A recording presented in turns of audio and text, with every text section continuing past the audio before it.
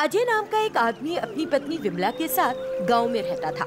उसकी थोड़ी सी जमीन थी जिस पर वो खेती किया करता था। उसे जो भी कमाई होती उससे अजय और उसकी पत्नी विमला की जिंदगी अच्छे से कट रही थी। एक दिन विमला अजय के लिए खाना लेकर खेत में पहुंचती है। आज के लिए बहुत हो गया, अब रहने भी दो। गर्मा गर्म मक्की की रोटी और सरसों का साग लेकर आई हूँ। क्या बात है, आज मेरी पसंद का खाना आया है। कहीं तुम्हें मुझसे पैसे तो नहीं चाहिए? ये क्या बोलते हो जी, मुझे पैसे चाहिए होंगे तो मैं मांगूंगी क्या? सीधा जेब से नहीं निकाल लूंगी। हाँ जी, होम मिनिस्टर तो घर की आप ही है। मैं ये सब आप ही के लिए तो कमाता हूँ, सारी मेहनत। दोनों हंसने लगते हैं और विमला अपने हाथों से अजय को खाना खिलाती है। अजय के पड़ोसी अमन के पास भी खेती के लिए जमीन होती है, लेकिन अमन की खेती कभी भी अजय से अच्छी नहीं होती। अमन की पत्नी सुषमा को महंगी चीजें बहुत पसंद थी। वो देखो, अजय अपनी पत्नी से कितना प्यार करता है। अरे तुम हो, मुझे सोने का एक हार तक नहीं लाकर दे सकते। हाँ, तुम्हें तो पता है ना, हमारे खेत में अजय की खेत जैसी फसल नहीं होती है। मुझे उससे कोई फर्क नहीं पड़ता, तुम्हें मेरे जन्मदिन पर सोने का हार देना ही होगा। अमन सुषमा की मांगों से परेशान हो जाता है और वो अजय से चिढ़ने लगता है। इस बार भी तुम्हारी अच्छी खेती हुई है। तुम्हारी इस शानदार खेती का राज क्या है आखिर? थोड़ा प्यार, थोड़ा मोहब्बत और थोड़ी देखभाल। अमन को लगता है कि अजय उससे झूठ बोल रहा है और वो सोचता है कि क्यों ना वो अजय की जमीन धोखे से हड़प ले। अजय बहुत ही चालाक इंसान है, वो कभी भी अपने अच्छे फसल की राज किसी को नहीं बताएगा। मैं धोखे से अमन की जमीन हड़प लेता हूँ, शायद वो जमीन ज्यादा उपजाऊ है। अमन धोखे से अजय के खेत हड़प लेता है। अजय और उसकी पत्नी विमला के पास कमाने का कोई और दूसरा जरिया नहीं रह जाता। उदास क्यों होते? कभी कोई चोरी का सामान किसी को बरकत नहीं देता। हाँ, सही कहा तुमने, लेकिन अब हम सड़क पर आ गए हैं। हमारे पास खेती करने की कोई जगह ही नहीं। क्यों ना हम पहाड़ी पर खेती करें? वो तो बंजर जमीन है, उस पर खेती करना बहुत मुश्किल है। कोशिश करने वालों की कभी हार नहीं होती। अजय और विमला पहाड़ी पर खेती करने लगते हैं। बंजर जमीन होने की वजह से उनकी बिल्कुल अच्छी खेती नहीं होती, लेकिन फिर भी वो खेती करना नहीं छोड़ते। एक दिन जब अजय ट्रैक्टर चला रहा था, अचानक से उसे सोने के कुछ कंकड़ मिलते हैं। सोने के कंकड़? मेहनत कभी बेकार नहीं जाती। अजय सोने को ले जाकर बाजार में बेच देता है। इससे धीरे धीरे अजय की आर्थिक स्थिति ठीक होने लगती है। ये देख अमन और उसकी पत्नी सुषमा को फिर जलन होने लगती है। तुम्हारी साथ शादी करके मेरी किस्मत फूट गई।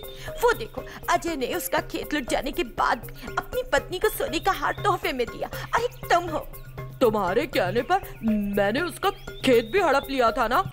अजय और विमला अपनी मेहनत से पहाड़ी पर मिनी गोल्ड फार्मिंग बनाते हैं, जहाँ पर दोनों मिलकर सभी कंकड़ को अलग कर और सोने के कंकड़ के लिए मिनी फार्मिंग हाउस तैयार करते हैं।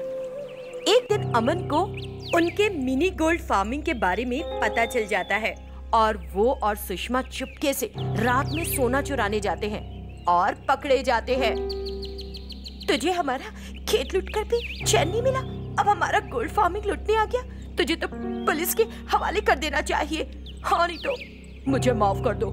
अपनी पत्नी के लालच के चक्कर में मुझे चोरी करने आना पड़ा।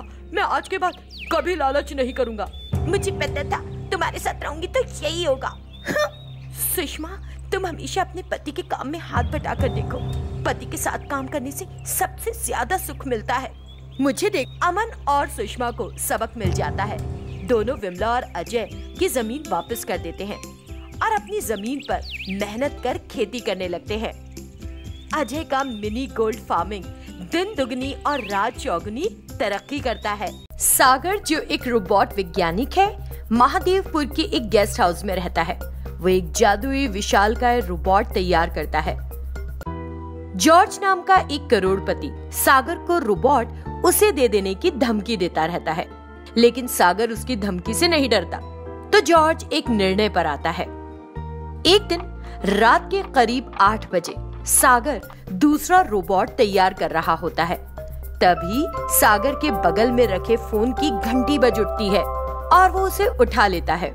मैं आपको पहले भी कई बार बता चुका हूँ जॉर्ज साहब, और आज फिर से कह रहा हूँ, मैं अपने जादुई विशालकाय रोबोट को नहीं बेचूंगा। तो आप प्लीज मुझे परेशान न करें। बार बार फोन करके आप हम दोनों का कीमती वक्त बर्बाद कर रहे हैं। प्लीज मेरी बात सुनो सागर, एक बार जरा अपनी खिड़की से बाहर तो देखो। सागर खिड़की से बाहर देखता है। 2 व्यक्ति बंदूकों के साथ खड़े होते हैं। मेरे सुरक्षा गार्ड्स को मारकर और उनकी जगह अपने लोगों को रख कर के आपको लगता है कि मुझे डर लगने लगेगा? वे साधारण सुरक्षा कर्मी नहीं है सागर। यदि तुम मान जाते हो तो तुमको मालाएं पहनाएंगे, नहीं मानोगे तो उन बंदूकों से वो तुमको, तुम्हारी लैब और तुम्हारी बेटी को टुकड़े टुकड़े कर सकते हैं। क्या तुमको लगता है कि अगर तुम मेरी बेटी के बारे में बात करोगे तो मैं डर जाऊंगा और मान जाऊंगा? एक बात अच्छी तरह सुन लो, तुम मुझे मार सकते हो और मेरी लैब को नष्ट कर सकते हो, लेकिन तुम मेरी बेटी के साथ कुछ नहीं कर सकते। जॉर्ज को बहुत गुस्सा आ गया। वो तुरंत अपने लोगों को सागर की लैब में आग लगाने के लिए कहता है। तोपों की आवाज सुनकर जादुई रोबोट एक विशालकाय रोबोट में बदल जाता है। सागर रोबोट को बुलाता है और उसे बताता है कि उसकी बेटी चैत्रा की जान को बहुत खतरा है। तब रोबोट कहता है, चैत्रा, यहाँ रहना खतरनाक है, हम यहाँ से बहुत दूर चले जाएंगे। मैं अपने पापा को छोड़कर कहीं नहीं जा सकती, मुझे अपने पापा की जरूरत है, मैं उन्हें छोड़कर कहीं नहीं जाऊंगी। तभी जॉर्ज अपनी गाड़ी में वहाँ पहुँच जाता है और अंदर घुस आता है। चैत्रा और रोबोट दोनों वहाँ से निकलने लगते हैं। जॉर्ज सागर के सामने आ जाता है और उससे फिर से रोबोट देने के लिए कहता है, लेकिन सागर नहीं मानता तो वो उस पर बंदूक से गोली चला देता है। सागर की मृत्यु हो जाती है। चैत्रा अपने पिता के लिए रोने लगती है। रोबोट, इस आदमी को मत चुनना जिसने मेरे पिता को मारा। ये सुनकर जॉर्ज वहाँ से भागने लगा। रोबोट जोर जोर से जॉर्ज को अपने हाथों से पकड़कर मारकर जमीन पर पटक देता है। चैत्रा और रोबोट दोनों वहाँ से गायब हो गए और फिर एक जंगल में दिखाई दिए। माय लिटिल डियर, हम यहाँ कुछ दिन और रुकेंगे। इस जंगल में यहाँ जंगली जानवर घूम रहे होंगे, हमें खाने के लिए कुछ नहीं मिलेगा। अगर बारिश हुई तो हमारे लिए बड़ी परेशानी हो जाएगी। हम कहाँ रहेंगे? मैं तुम्हारा ख्याल रखूंगा, ऐसा कुछ नहीं होने दूंगा।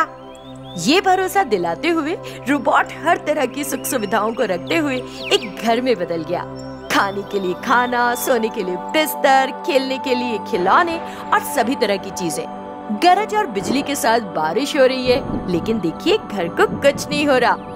दिन गुजरते जा रहे हैं। चैत्रा और रोबोट खुशी खुशी रह रहे हैं।